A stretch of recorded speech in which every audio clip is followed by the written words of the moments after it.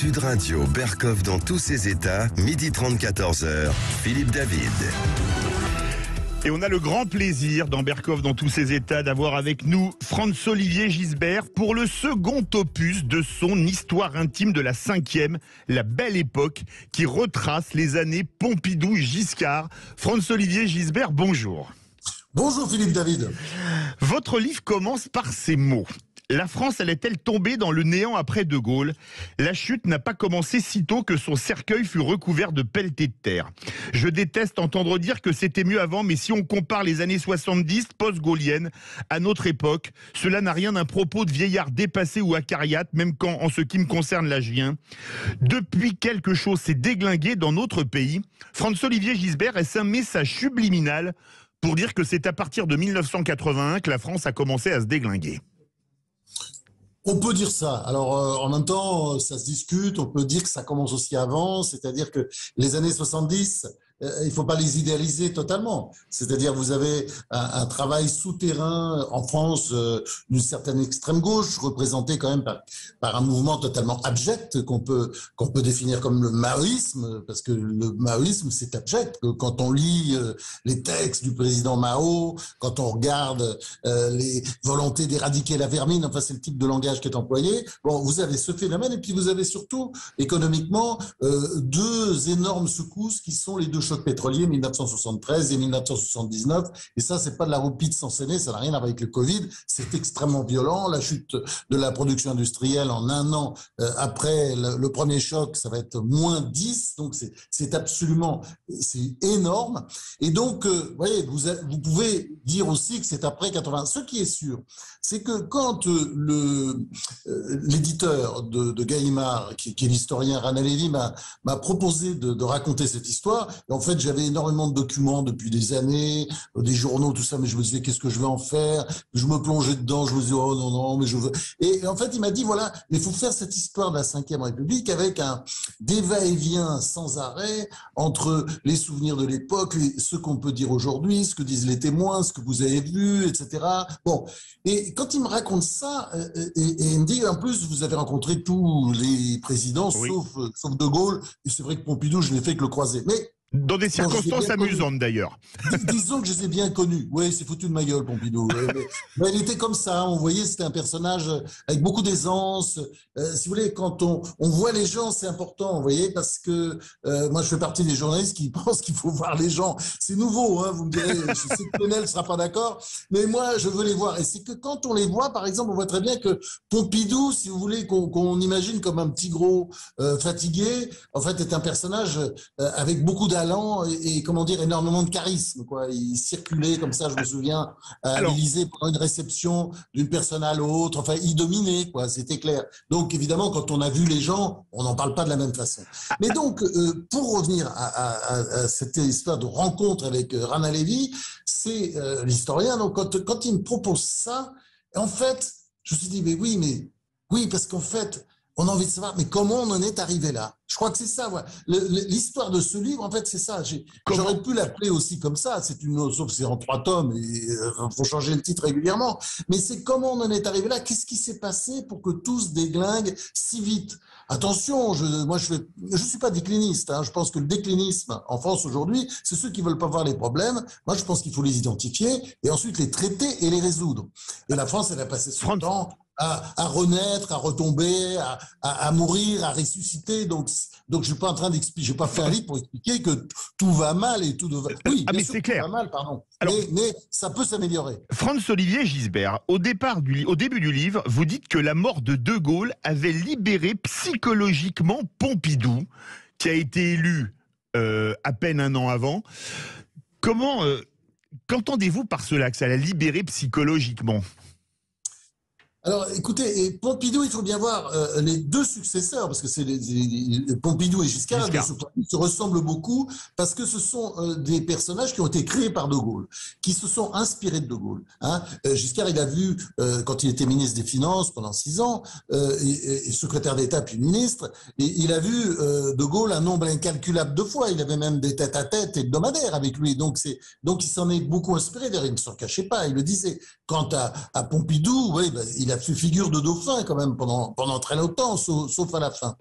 Mais les deux qui sont, on peut dire presque pas des dauphins, mais des créatures de général, ce sont en même temps ses assassins. C'est-à-dire que en 1969, vous vous souvenez, avant le référendum raté de Gaulle, qui l'a obligé à démissionner, qu'est-ce qu'il a fait Pompidou? Il a dit peut-être que je me verrais bien un destin national. Puis même il a récidivé. Vous voyez, bon, à l'époque les relations n'étaient pas terribles avec le général de Gaulle, et cette façon de faire évidemment ressemblait à écoutez, si vous votez non au référendum contre le général, il n'y a pas de problème, j'arrive, je suis candidat à la présidence. C'est d'ailleurs ce qui s'est passé. Et puis d'autre part, vous avez Giscard, c'est un autre cas très intéressant, Giscard. Parce que Giscard, lui, bon, il était parti un peu avant, il avait quitté, il avait démissionné, parce qu'en fait, De Gaulle lui proposait un autre poste, il voulait rester ministre des Finances, et Giscard, il a carrément appelé à voter non, quoi. C'est-à-dire, il a vraiment porté le couteau, quoi. Et donc, les deux, si vous voulez, bon, alors c'est vrai qu'avec avec Pompidou, c'est un peu différent, parce que Pompidou, il y avait une forte proximité, il y a eu ça pendant très longtemps, et je pense qu'il a mal vécu, évidemment, l'ombre tutélaire de la statue du commandeur qui était là de Gaulle pendant, disons, les premiers mois de son règne, de sa présidence. Ça ne devait pas être facile parce qu'il savait bien, oui, il y avait l'œil dans la tombe qui regardait qu'un, quoi. François-Olivier Gisbert, c'était violent, quoi. François-Olivier Gisbert, on apprend plein de choses dans votre livre. Moi, il y a une chose, je suis tombé de l'armoire. De Gaulle dit à Foccart à l'Élysée le 13 octobre 67, je cite, que Pompidou n'avait pas d'organes génitaux mâles, je dis ça pour rester poli. Non, mais il dit, attendez, c'est Foccart qui l'écrit, et Foccart aime beaucoup Pompidou. Hein. Alors ça, c'est sûr, oui, c'est vrai. Il n'y a aucun problème. Donc, et Foccart, il note ce qu'il a entendu. Il a entendu le général de Gaulle dire, Pompidou n'a pas de couilles. Voilà. Et vous savez, il développe d'ailleurs, et il dit, il n'a même pas compris que gouverner, c'est dire non. Non, non, non, non, non. C'est ça. C'est De Gaulle, ça, vous le voyez très bien. Non, il est trop faible. Il veut toujours avoir des bons articles dans les journaux. Enfin bon, il est très dur. Hein. Ah oui, c'est sûr qu'il est très dur. Les gaullistes historiques en veulent beaucoup à Pompidou, je l'ai appris en lisant votre livre, pour son attitude lors des obsèques du général de Gaulle. Oui, surtout Michel Debré. Michel Debré, d'ailleurs, qui n'était pas vraiment un baron, qui n'était pas un baron clé. Les grands barons, c'était surtout Guichard et Chaban, quoi. Hein. Mais Debré, il avait sa petite assiette de temps en temps, comme ça. C'était pas pareil. Mais Debré, écoutez, je trouve, parce que moi, je suis honnête. Je note les choses, mais si vous dites les choses, pourquoi Debré dit ça? Si Pompidou avait fait une grande déclaration en faveur de Gaulle, comment dire, un grand éloge, bon, on l'aurait accusé de tirer la couverture à lui, quoi. Les rapports entre eux avaient été tellement compliqués sur la fin que je suis sûr que Pompidou était ému. On est toujours ému par la mort de quelqu'un, y compris quand on est fâché. Et je suis certain que Pompidou a dû se refaire le film en disant j'aurais peut-être pas dû faire ça comme ça, comme ça. Bon, bref. Mais donc, je crois que il n'a pas fait de déclaration parce qu'il avait peur que ce soit mal interprété. Je pense que c'est vraiment... Donc, il n'a pas laissé parler son cœur, parce que je pense que son cœur lui disait certainement de parler, de dire tout ce qu'il devait, et ce que la France, évidemment, devait au général de Gaulle. Bon, il n'a pas fait, et c'est vrai que Michel Debré a vitupéré là-dessus en pensant que c'était une erreur grave, et peut-être qu'il a raison. Mais sachez que si Pompidou avait fait de grandes déclarations sur de Gaulle au moment de sa mort, tout le monde aurait dit, il récupère. Donc c'est comme ça en politique, souvent, quoi que vous fassiez, vous avez tort. François-Olivier Gisbert, Histoire intime de la Ve République, la belle époque. Un livre absolument génial quand on est fan des années 70. Merci. On ne peut qu'adorer. On continue cette interview avec François-Olivier Gisbert. Et si vous voulez réagir, posez vos questions à François-Olivier Gisbert. Vous connaissez le numéro, le 0826 300 300. On se retrouve tout de suite sur Sud Radio. Sud Radio, Berkov dans tous ses états, 12h30, 14h, Philippe David. Le grand sapin de Noël Sud Radio, c'est maintenant.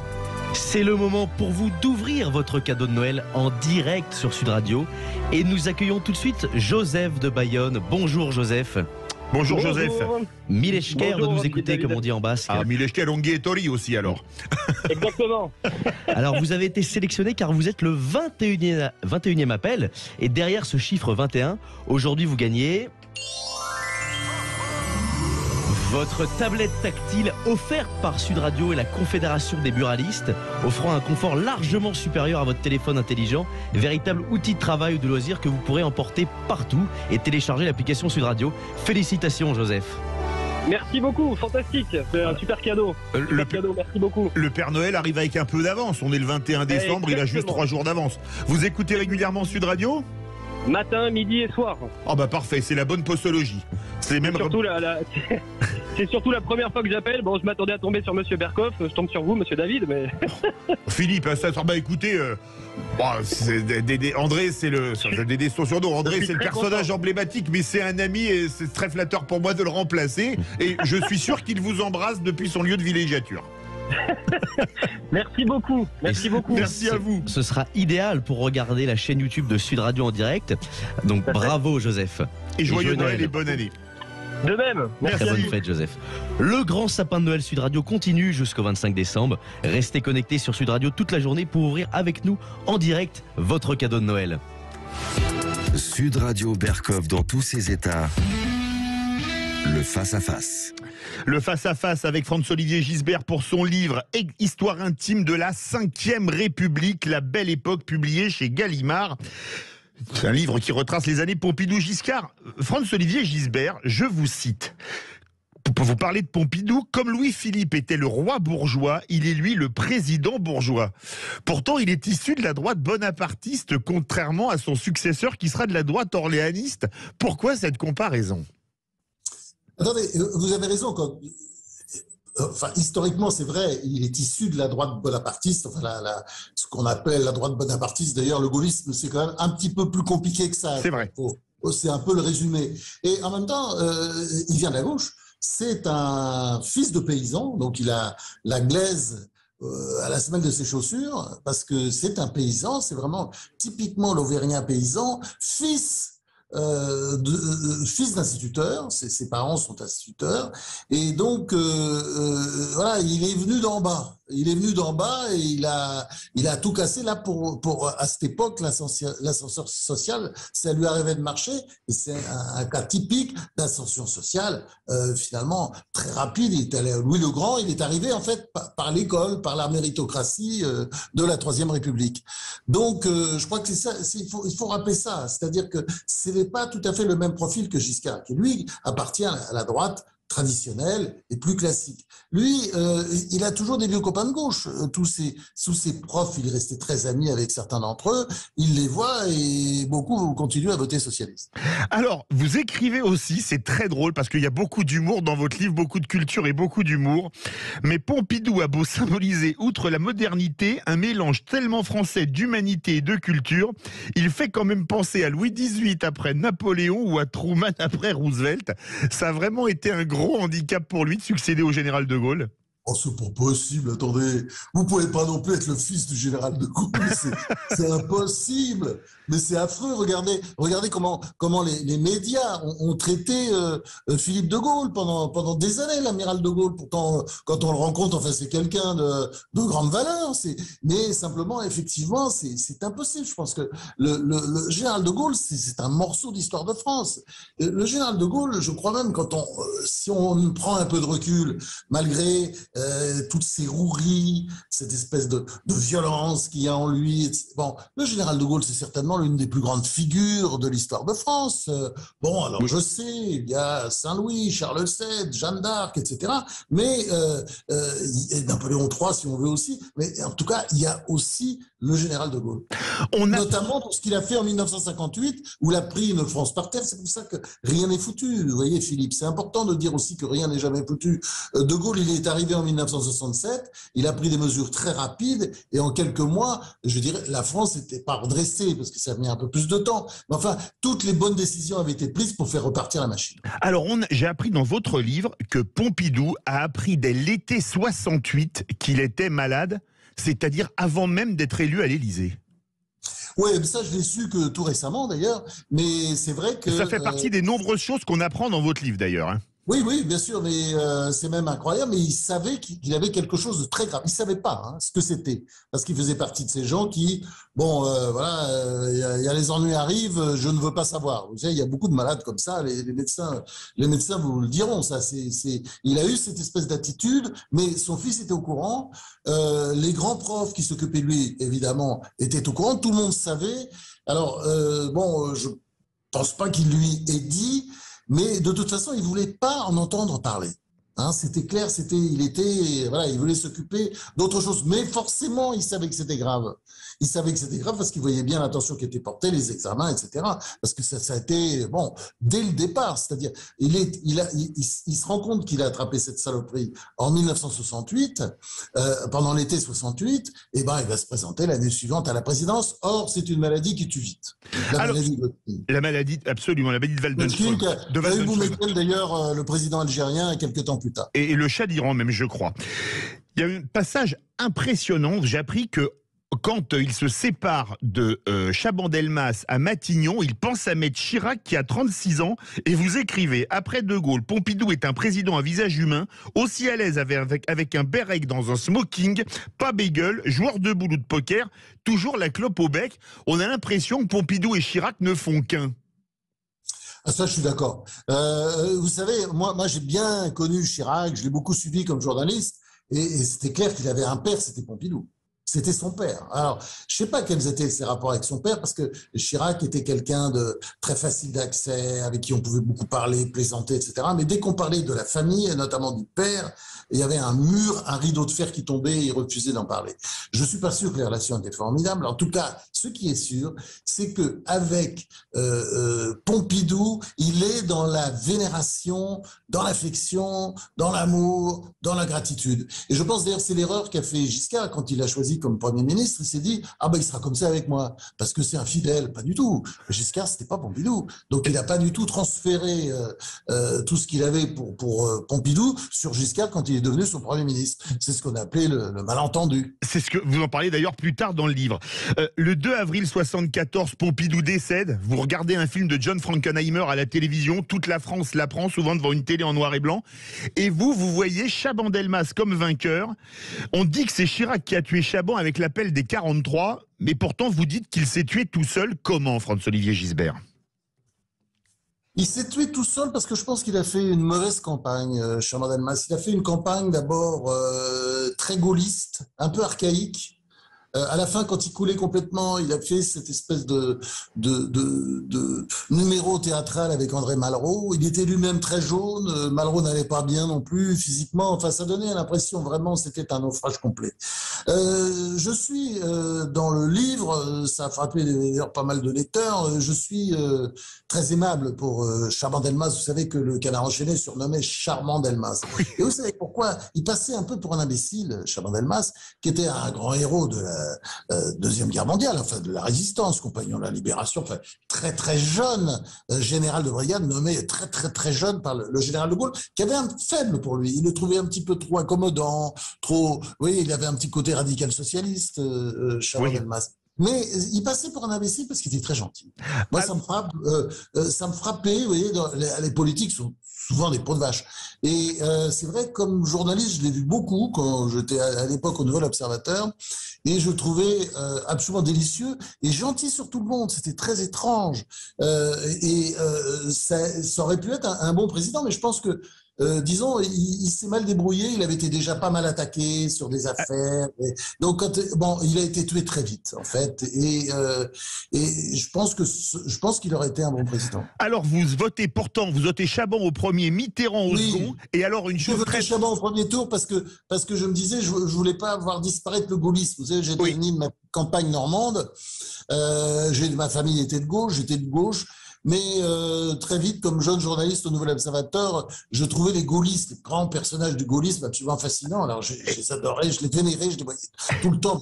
Les grands discours par exemple, de Christian Fouché, qui était ministre de l'Intérieur, compagnon de la Libération. Je me souviens avec mon ami Jean-François Kahn, on allait à l'Assemblée pour l'écouter, vous voyez. On n'a pas le droit d'applaudir, mais on faisait presque la claque. Oui, ils parlaient tous un peu comme André Malraux ou comme le général de Gaulle. Robert-André Vivien, Alexandre Sanguinetti, tous ces gens gens-là. Enfin bon, bref, j'étais passionné par disons, toute cette bande de gaullistes. Voilà. Et comme on doit faire une pause, je vais citer un extrait. Quand vous dites à Mitterrand que vous avez voté Chaban-Delmas, il vous dit « Après tout, peut-être que j'aurais voté pour lui si je n'avais pas été candidat moi-même. C'est un homme bien, vous savez, mais ça ne se voit pas. Quoi qu'il dise, ça a toujours l'air faux, même quand il est sincère, ce qui est souvent le cas. On reconnaît toute la cruauté de Mitterrand. » Vous êtes bien sur Sud Radio, 13h26 pour ce livre, Histoire intime de la Ve République, la belle époque de Franz-Olivier Gisbert. On se retrouve dans quelques instants. Sud Radio, Berkoff dans tous ses états, 12h30, 14h, Philippe David. On est en compagnie de Franz-Olivier Gisbert pour son livre Histoire intime de la Ve République, la belle époque, publié chez Gallimard. Franz-Olivier Gisbert, en 74, je l'ai appris en lisant votre livre, Mitterrand était convaincu qu'il gagnerait, mais c'est la fameuse phrase, le monopole du cœur lors du premier grand débat d'entre-deux tours, qui lui a fait comprendre qu'il avait perdu. Il n'y a pas seulement, je dirais, cette fameuse phrase qui a été très forte. C'est un moment très fort. Alors, Giscard a toujours prétendu qu'il avait improvisé. Je ne crois pas. C'était absolument génial. C'était ce qu'il fallait dire, effectivement. Et ce qui est vrai, c'est que Giscard avait complètement dominé pendant le débat. Je crois que c'est ça qui est extrêmement frappant. C'est que Giscard, sur les chiffres, sur la maîtrise, y compris sur les mots, je pense que Mitterrand, qui avait une grande facilité, on va pas, c'était pas c'était pas un puceau dans l'histoire. Il savait faire des débats télévisés, mais je pense qu'il n'est pas du tout préparé. Et il a été écrabouillé. Ce qui fait d'ailleurs qu'en 1981, quand il y a la revanche qui se joue, là, il prépare bien son débat. Et effectivement, c'était beaucoup plus dur pour Giscard, contre lequel il avait trouvé cette formule je ne suis pas l'homme du passé, vous êtes l'homme du passif, enfin une formule dans ce genre-là. Oui, c'est ça. Vous étiez l'homme du passé, entre-temps, le seul problème, c'est que vous êtes devenu l'homme du passif. C'est la réponse de Mitterrand. Voilà, c'est ça, voilà. Et donc, c'est un moment extrêmement fort. Je pense que Mitterrand, il y avait un vrai engouement. Je pense d'ailleurs que les choses seraient mieux passées s'il avait été élu en 1974, parce qu'il n'avait pas l'esprit sclérosé qu'il avait eu en 1981. En 1981, pour rester à la tête du Parti socialiste, il avait été obligé de s'appuyer sur l'aile gauche. Il avait commencé à tenir un discours, disons, un peu crypto-marxiste, vous voyez, contre Rocard, parce que le grand danger pour lui, c'était Rocard, Absolument. qui voulait être également candidat à la présidence, qui avait un discours beaucoup plus moderne. Et donc, il a crispé son discours. En 1974, Rocard n'était pas encore au Parti socialiste pendant cette campagne. Donc, Rocard arrive un peu pour lui succéder. Et là, à ce moment-là, entre 1974 et 1981, Mitterrand se rabougrit et commence à tenir un discours, on peut dire vraiment, oui, crypto-marxiste. Et ça aboutit aux 101 propositions au projet socialiste et à la catastrophe économique de 1981. On va en parler plus tard. Vous dites qu'en 1974, Mitterrand s'est fracassé sur l'hypercompétence de VGE. Il était hyper compétent, VGE?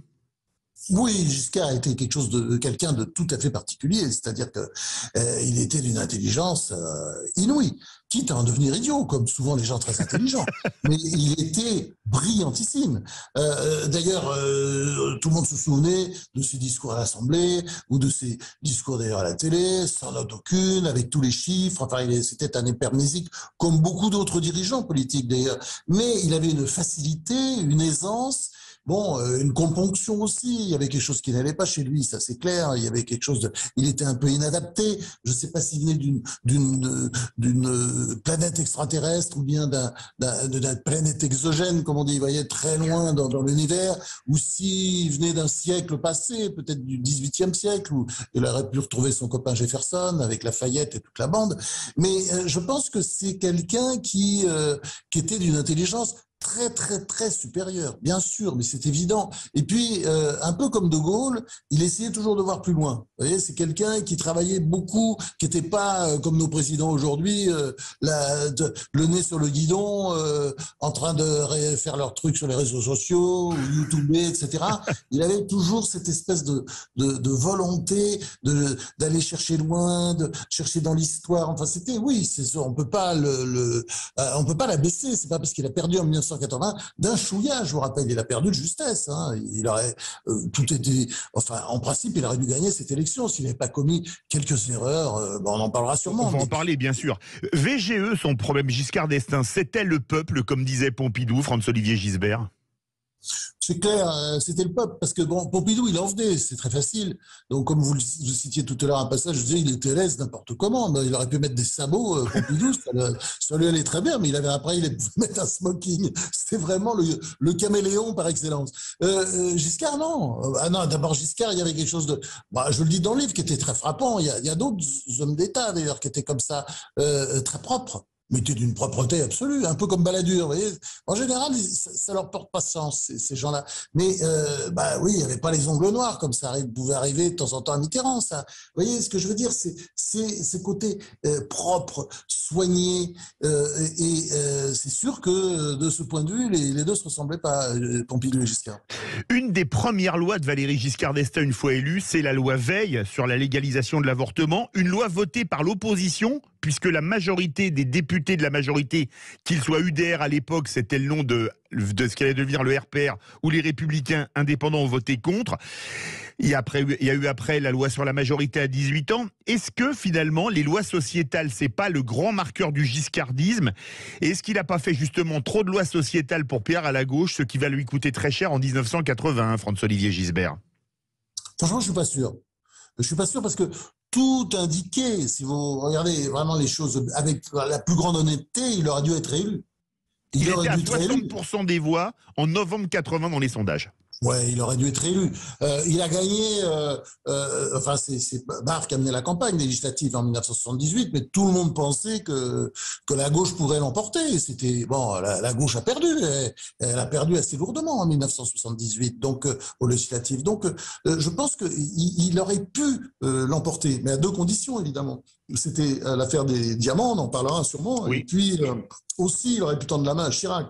C'était pas grand-chose à faire. Il aurait mis certainement Chirac dans la difficulté parce que Chirac souhaitait qu'il soit battu et il aurait pu le faire. Il n'a pas voulu. Il a voulu toujours rester sur les hauteurs. Mais je pense que rien ne l'obligeait à perdre. Et je pense qu'il était un peu détaché de tout, qu'il n'a pas très bien compris, qu'il n'a pas saisi. Il n'a pas saisi que ça serait compliqué. Enfin, logiquement, n'importe qui à sa place aurait été élu. Qui a tué Giscard? Les diamants? Chirac, pour son attitude entre les deux tours? Qu'est-ce qui l'a empêché d'être réélu? Alors que vous dites vous-même, François-Olivier Gisbert, qu'il aurait dû être réélu. C'est lui-même. Je pense que c'est d'abord lui-même. C'est lui-même parce que sur les diamants, c'était une affaire, c'était rien du tout. Non. C'est bien raconté dans le livre de Jean-François Kahn. Enfin, c'était des cailloux, quoi. C'était une histoire qui était sortie par Bokassa, que la France avait fait renverser, envoyé plus loin, qui était le président, enfin l'empereur de Centrafrique, qui était un personnage incroyable que De Gaulle détestait, et qui était qui était inapte à diriger un grand pays comme la Centrafrique. Donc il a sorti lui-même cette histoire, et cette histoire finalement, bon, c'était de la piraille qu'il avait donnée à des copines, quoi. En gros, c'est ça. Bon, il a pensé que c'était descendre dans l'abîme que de répondre à ces accusations. Il disait, mais le général de Gaulle n'aurait jamais répondu. Mais enfin, le général de Gaulle, il n'aurait pas donné de la piraille à des copines. Vous voyez ce que je veux dire? Non, mais il disait toujours, le général de Gaulle n'aurait pas fait ça. Ben oui, le général de Gaulle, mais il n'aurait pas fait ces bêtises-là. Et deuxièmement, Chirac voulait sa mort, c'est sûr. Mais oui. Ça, c'est sûr. Alors il dit, oui, il y a eu ce complot, ce dîner avec Mitterrand. Je vous raconte, j'avais sorti ça à l'époque. Beaucoup de gens qui avaient démenti, mais enfin maintenant, c'est un fait reconnu, quoi. Chirac et Mitterrand se sont rencontrés avant l'élection présidentielle de 80, en novembre 80, et ils ont fait une sorte de pacte. Bon, ils sont pas rentrés dans les détails, mais Chirac, je l'ai dit d'ailleurs un jour à Giscard, je crois que je le raconte dans le bouquin, je lui ai dit, mais pourquoi vous n'avez pas été voir Chirac au vu et au su avec les caméras de télé en disant, bon, allez, on fait la paix, on peut s'arranger? Il l'a pas fait. Il n'a pas fait. Et là, Chirac aurait été bien embêté. Il aurait été obligé de pactiser d'une certaine manière. Il a sûrement essayé de faire durer les choses. Mais bon, il aurait pu le coincer. Il ne l'a pas fait. Il ne l'a pas fait parce qu'il est resté toujours sur ses hauteurs. Et voilà, il avait toujours en tête l'idée du général de Gaulle. Le général de Gaulle fait pas ci, donc je ferai pas ça. Le général de Gaulle faisait. Donc il avait toujours cette espèce dans le mental. Il le dit d'ailleurs. Il me l'a dit un jour d'ailleurs. Moi, je me calque sur le général de Gaulle. Pas sur la politique, c'est différent. Mais cela étant, il n'a pas rompu avec le gaullisme. Ça, c'est vraiment des fadaises, des carabistouilles de journalistes. Il n'a jamais rompu avec le gaullisme.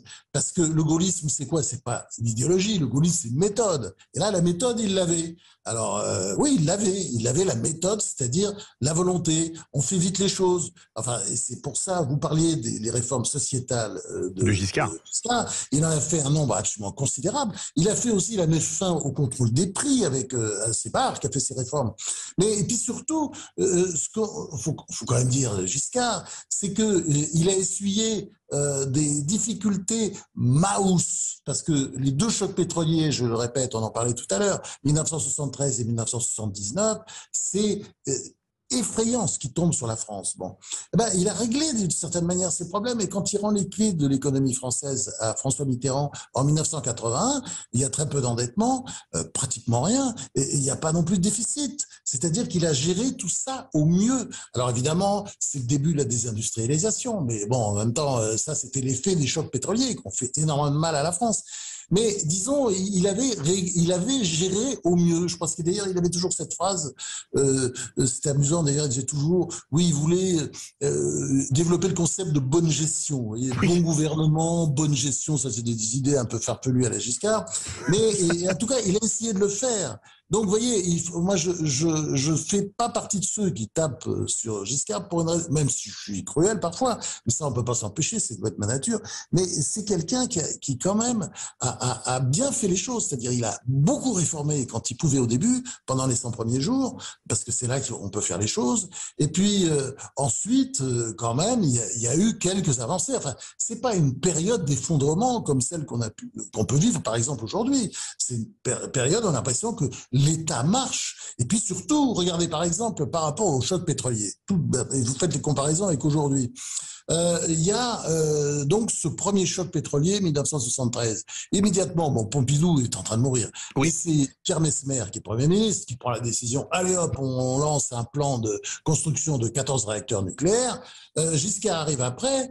Il est élu quelques mois plus tard, en 1974. Oui. Et il dit, allez, il faut faire plus. Et il en fait 44. Voilà, si vous voulez, les décisions sont prises, ça va vite. On dit les choses, et je dirais par rapport même à ce qui se passe aujourd'hui, ce que je trouve très fort pendant cette époque de Giscard, et c'est pour ça que ça reste un peu, c'est la pédagogie. C'est-à-dire, on explique aux Français, que ce soit Giscard ou que ce soit Barre, et Barre, à mon avis, est encore un meilleur pédagogue, même s'il est souvent provocateur, les Français, ils savent, ils comprennent des choses par rapport à, disons, à la petite musique de l'opposition, de la presse, ou des professeurs des enseignants qui sont, disons, en économie, qui apprennent souvent, disons, une sorte ce sont des cours d'économie, parfois dévoyés. Je ne dis pas tous les profs d'économie. Vous savez très bien, ce que les Français apprennent au lycée sur l'économie française, c'est pas forcément exactement comme ça que ça marche, l'économie française. On est bien d'accord. Une dernière question pour une réponse courte, on doit faire une pause.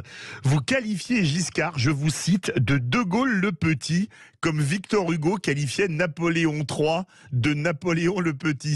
Ça vient de là ou pas? Vous avez eu l'idée Oui, bien sûr, je fais une sorte de comparaison, mais franchement, je le pense pas vraiment, parce que je cite une phrase que j'approuve d'ailleurs de Max Gallo, qui était, Dieu sait s'il était anti-européen, giscardien, mais pas du tout giscardien. Et dans un grand colloque, il a dit, et c'est écrit, il a dit, Max Gallo, l'historien, qui était longtemps socialiste, il a dit, c'est quand même sûrement le plus grand président de la République après De Gaulle. Voilà. Donc, on ne peut pas nier ça. C'est quelqu'un qui a fait énormément de réformes et il va rester quelque chose. Mais c'est vrai qu'à la différence de Chirac, qui aimait tout le monde, qui aimait les gens, ça c'est très important, les gens. Et il aimait les gens, Chirac, on peut tout lui enlever, sauf ça. Il y avait vraiment cet amour des gens qui étaient extrêmement sincères. À la différence de Chirac, lui, je dirais pas qu'il aimait pas les gens, mais il avait une façon tellement particulière de les aimer que les Français ne comprenaient pas.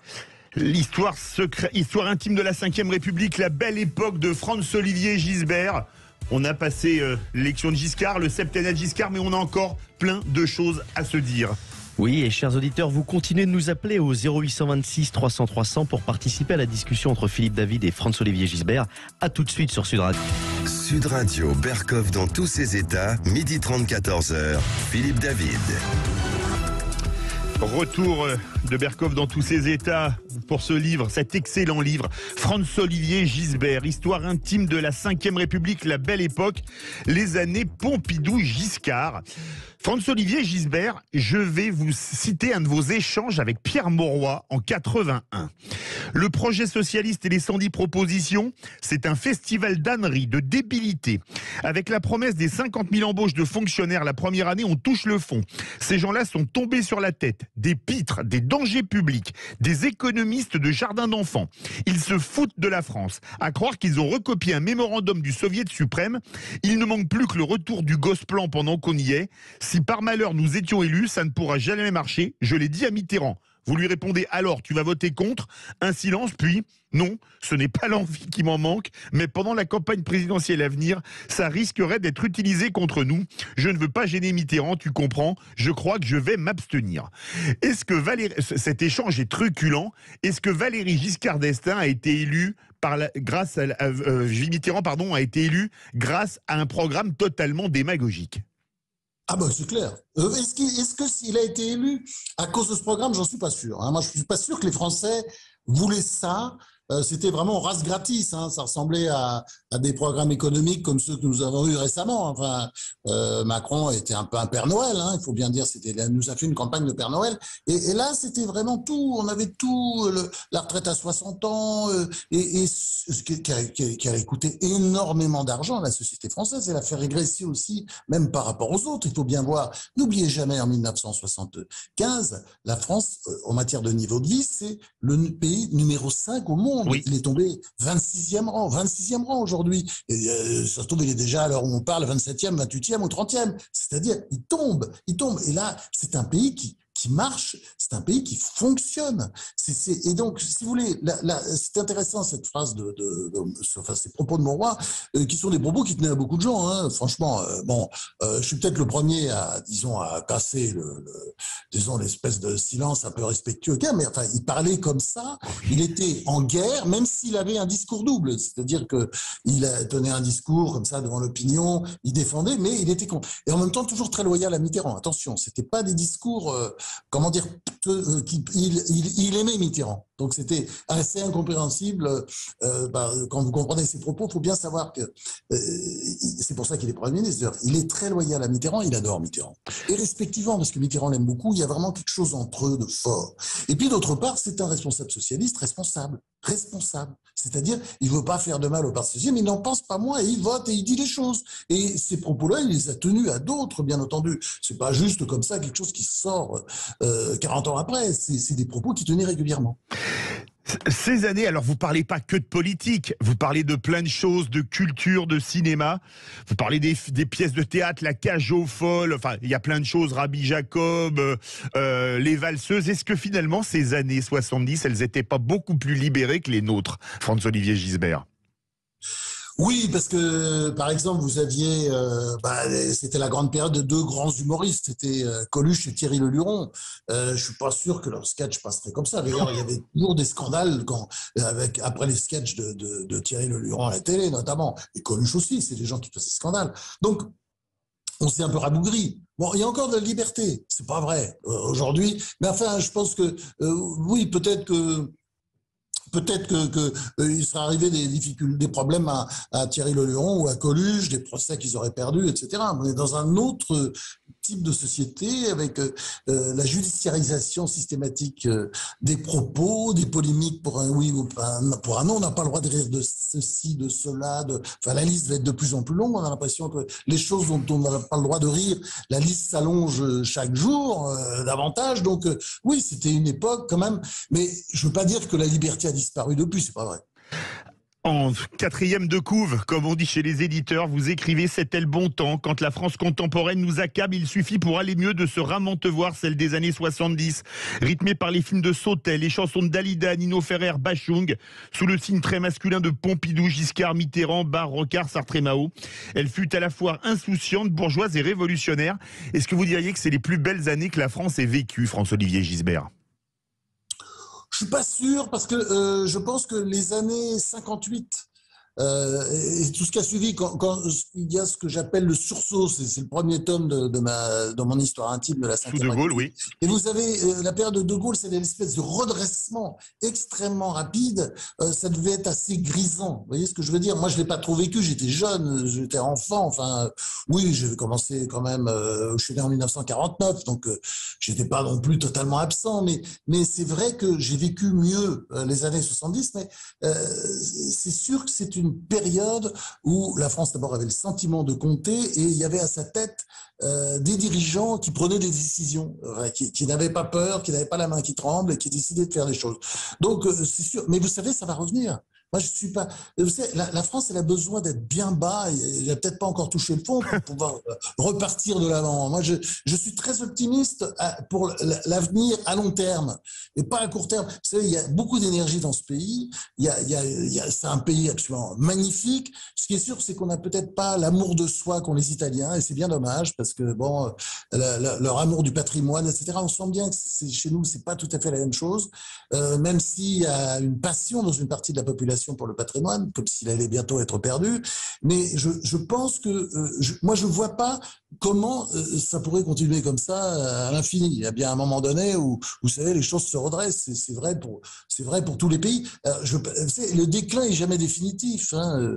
Ou alors, à ce moment-là, c'est la fin du monde. Et nous ne sommes pas un empire. Nous sommes un pays moyen, comme le disait Giscard. Vous vous souvenez, quand il a dit ça, il a pris plein la gueule. Oui. On est une puissance moyenne. Ben oui, c'est la vérité. On n'est pas un empire. Les empires, c'est vrai qu'ils peuvent s'effondrer.